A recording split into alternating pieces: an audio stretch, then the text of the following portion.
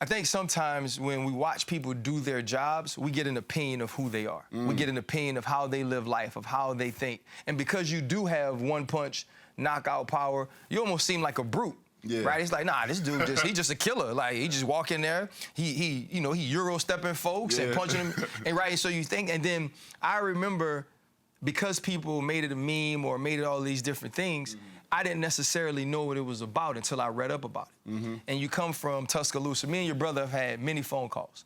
And we talked about growing up in Louisiana, growing up in Alabama, what it's like to be a black man there, what it's like to deal with the certain things you have to deal with, the discrimination and those different things. And that was the time you were asked a question about that. You were entering the biggest fight of your life. You could have been all about Deontay Wilder. You could have been all about boxing, but you took that time to say, you know what our people have been dealing with, and it's still going on. Why was it so important to you that you made that statement? You know, for me and my career and having a platform where I can speak and people listen to what I say and take heed to every word that I say. And sometimes, you know, if they love what I say, they apply it to life.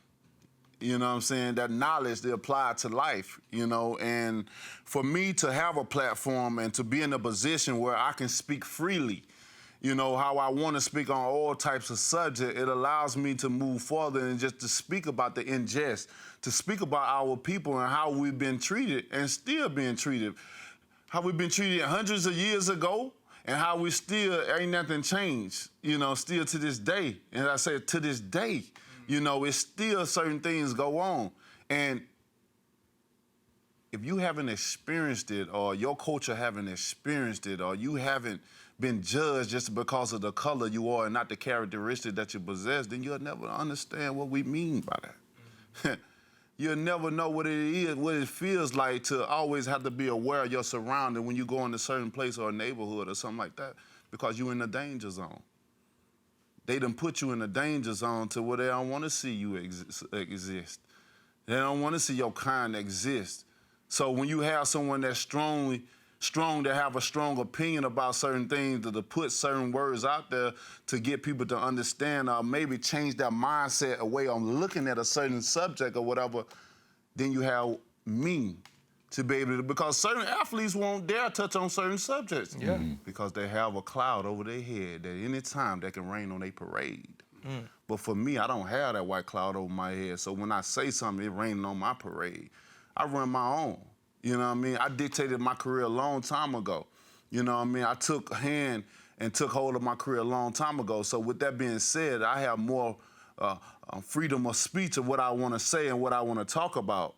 And, you know, I love speaking up for my people. You know what I mean? I tell people all the time, I love all people.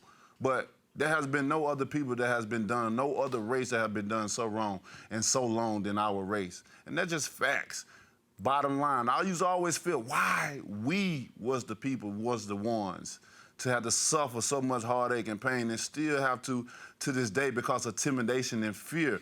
You know, it's crazy how you can get a group of people, they can gather around, just say a local grocery store, they can gather around and party and commune with each other and be happy. But when we do the same thing, nice fun or whatever, the police will break us up.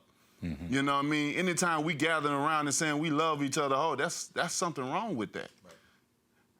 Quick, I had something else, but now you got on down this path. But like Colin Kaepernick, man got fired because he tried to speak out against that. You weren't always the way you could be.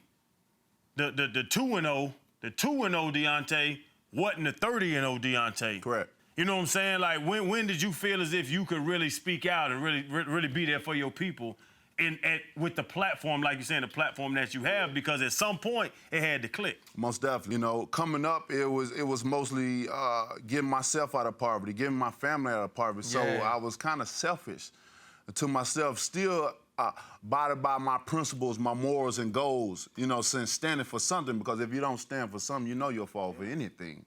And my mom and dad didn't raise no fool, you know what I mean? I stood for something, and I knew I always had that passion. That's why I speak with passion.